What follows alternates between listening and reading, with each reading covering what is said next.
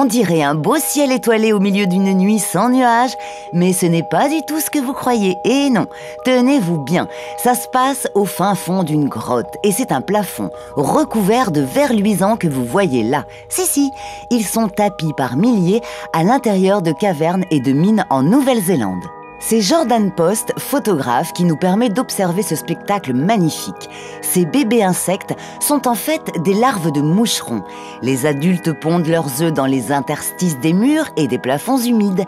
Après l'éclosion, les larves attirent leur proie grâce à leur lueur digne du surnaturel. Comme quoi, tout ce qui brille... Oh!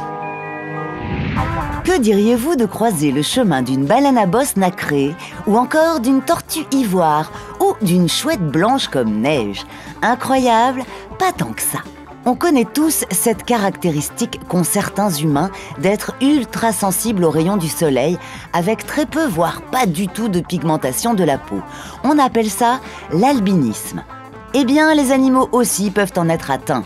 On trouve des albinos un peu partout dans le règne animal. Grâce à Science et Avenir et au site Earthsporm, vous vous rendrez compte qu'on n'a pas besoin de couleurs pour être remarquable. Lui, c'est mon chouchou. Oh, trop mignon. Cette structure qui semble tout droit sortie d'un film de science-fiction se trouve bien sur notre planète, en plein désert de Black Rock, dans le Nevada aux États-Unis.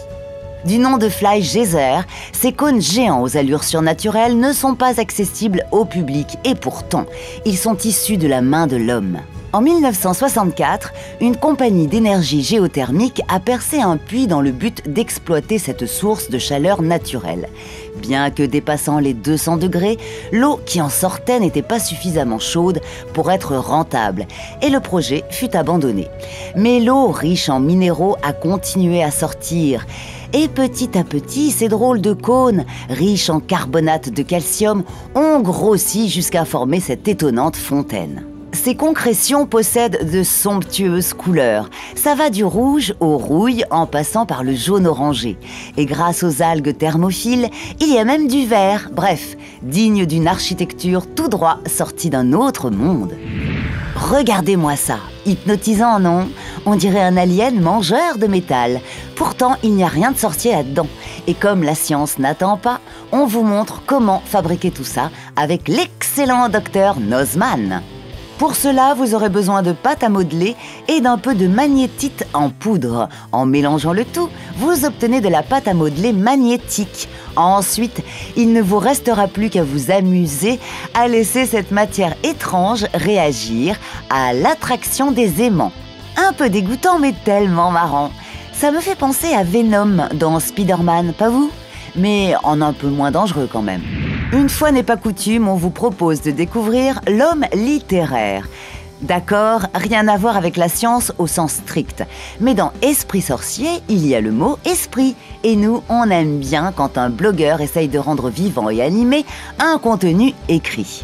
C'est un sacré challenge que relève Kevin Pellado en nous parlant de livres sur Internet pour renforcer la culture littéraire de chacun. Sur sa chaîne, on trouve d'un côté l'homme littéraire, qui nous fait découvrir un auteur et son univers, comme la littérature vue par Jules Verne par exemple. De l'autre, le codex, qui met en lumière un ouvrage particulier, comme par exemple le Traité sur la tolérance de Voltaire, ou encore Paris est une fête d'Ernest Hemingway. Bref, que devons-nous au monde de la littérature? Comment les livres ont-ils modifié notre culture et notre manière de voir les choses? Si vous faites partie de ces personnes curieuses de découvrir la littérature en mode 2.0, on vous donne rendez-vous sur la chaîne de Kevin. Bonne lecture et à la semaine prochaine!